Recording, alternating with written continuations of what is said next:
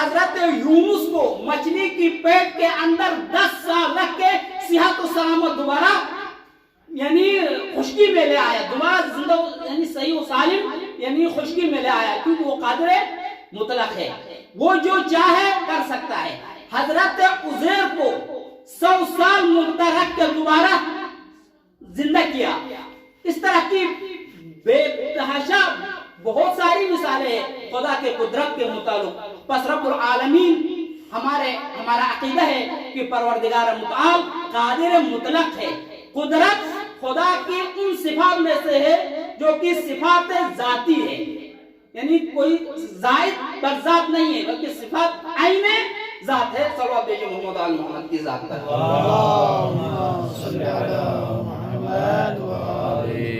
یہ دوسرا نقطہ تھا اس آیت میں، تبارک الذی بیدہ الملک وہو علی کل شیء قدیر الذی خلق الموت والحیات لیبلوکم ایکم احسن عملا۔ اس رب العالمین نے، اس قادر مطلق نے موت و حیات کو خلق کیا۔ اب موت و حیات بھی مخلوقات کے زمرے میں آتے ہیں۔ یہ تیسرا نقطہ ہے کہ موت و حیات مخلوقات میں سے ہے، جس طرح ملائکہ مخلوقات میں سے ہیں، تمام جن و انس مخلوقات میں سے ہے، ہر ذی روح مخلوقات میں سے ہے، یہ پوری کائنات مخلوقات میں سے ہے۔ اسی طرح موت و حیات بھی مخلوقات میں سے ہے۔ اس کی دلیل یہ ہے کہ اس آیت میں رب العالمین نے موت و حیات کے لیے بھی خلق کا لفظ استعمال کیا ہے۔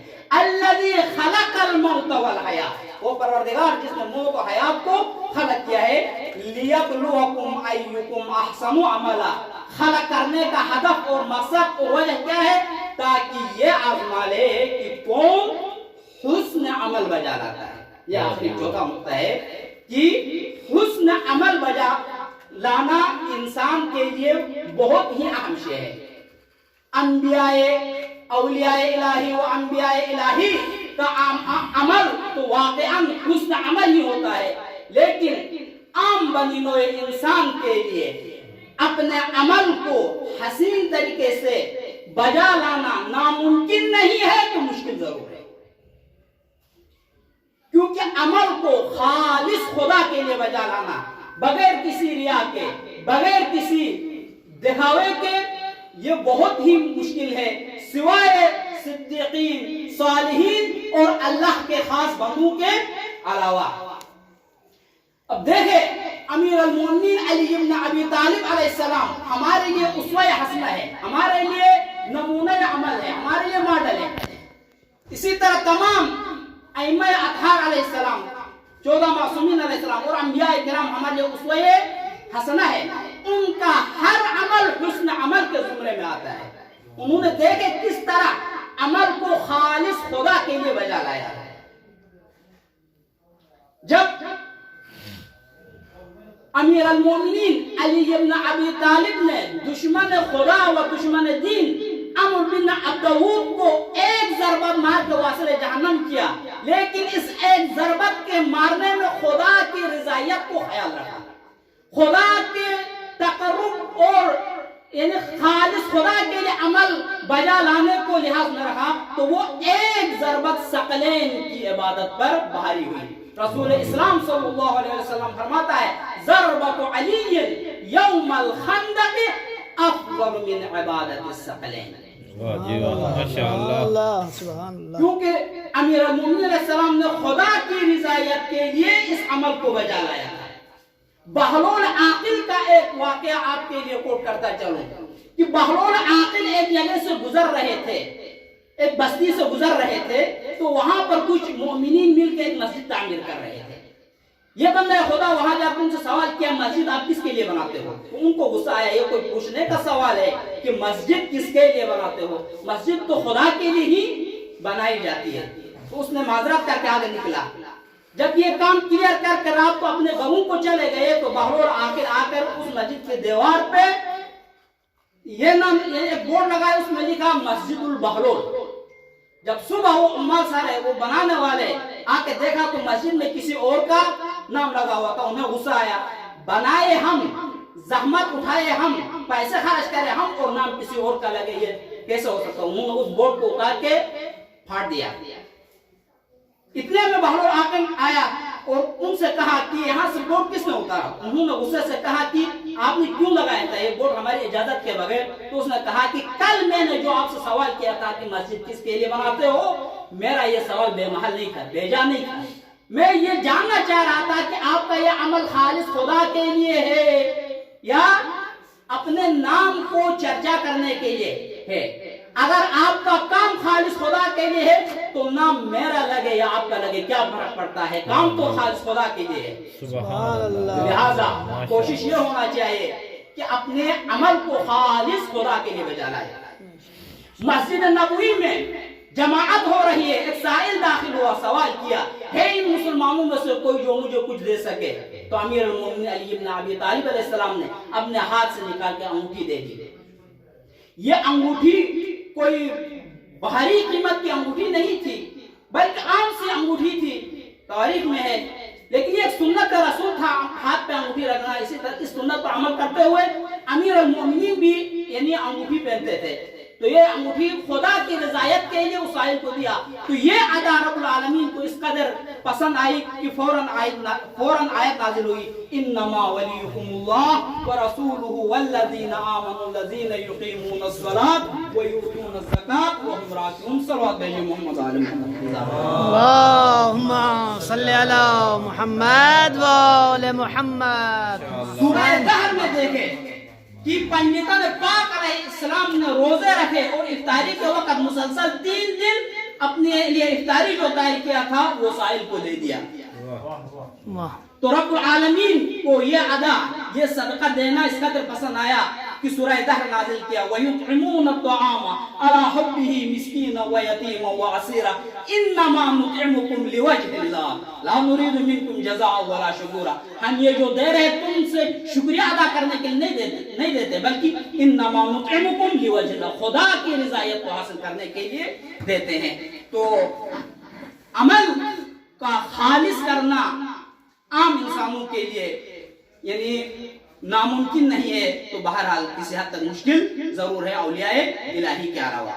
واقعا انسان کا عمل ہی ہے جس کی وجہ سے کل بروز قیامت یا یہ جنت کا مستحق ٹھہرتا ہے یا یہ جہنمی بن جاتا ہے. دنیا میں ہر ثقیل چیز، ہر وزنی چیز کل بروز قیامت بالکل خفیف سی بن جاتی ہے، لیکن یہ عمل ہے جو باہری ہی نظر آتا ہے. آیت ہے سورہ واقعہ کی. اللہم صلی علی محمد و آل محمد. یعنی یہ بلند و بالا پہاڑ جو ہے کل بروز قیامت دہکی ہوئی روئی کی طرح ہوں گے، لیکن یہ انسان کا عمل ہی ہوگا جو کہ اس وقت باہری نظر آئے گا اور انسان کے جنتی ہونے کا سبب بنے گا. اور عمل سے ہی انسان کی زندگی یعنی بن سکتی ہے، جس کے مطابق شاعر مشرق علامہ اقبال نے بھی کیا خوب کہا ہے، عمل سے زندگی بنتی ہے جنت بھی جہنم بھی. یہ خاکی اپنی فطرت میں نہ نوری ہے، یہ خاکی اپنی فطرت میں نہ نوری ہے نہ ناری ہے. تو انسان کا عمل واقعاً اگر قابل قدر ہو تو اسی کے ذریعے سے انسان مستحق کے جنت ٹھہر سکتا ہے. امیر المومنین علی بن ابی طالب علیہ السلام فرماتا ہے، ان ابن آدم اذا کان آخر من ایام الدنیا اذا کان آخر من ایام الدنیا واول ایام الآخرہ مسل له مالہ وولدہ وعملہ. جب انسان اپنی زندگی کے آخری دن میں ہوتا ہے یعنی جانکنی کی حالت میں ہوتا ہے اور آخرت کی زندگی کے یعنی پہلے ہی دن میں ہوتا ہے، تو 3 چیزیں اس کے سامنے پیش کی جاتی ہے، اس کا مال، یہ اولاد اور اس کے اعمال. تو پہلی دفعہ میں یہ انسان جب دیکھتا ہے کہ وہ خالی ہاتھ آیا ہے، اس کے پاس کچھ نہیں ہے، تو اپنے مال کی طرف متوجہ ہوتا ہے، کہتا ہے کہ میں نے بہت سارے مشکلات اور تکلیفوں میں اپنے آپ کو ڈال کر تجھے جمع کیا، آج اس مشکل مرحلے میں آپ میری کیا مدد کر سکتے ہیں؟ تو مال کی طرف سے جواب آئے گا، خذ منی کفنک مجھ سے کفن کے 3 ٹکڑے لے آؤ خدا حافظ. یہی 3 چیزیں جو مجھ سے مل سکتے ہیں اور کوئی آپ یہاں سے لے کے نہیں جا سکتا ہے. جب مال سے یہ مایوس ہوتا ہے تو اولاد کی طرف متوجہ ہوتا ہے اور اولاد سے کہتا ہے کہ میں نے اپنے آپ کو مشکلات میں ڈالا تجھے آسودگی عطا کرنے کے لیے.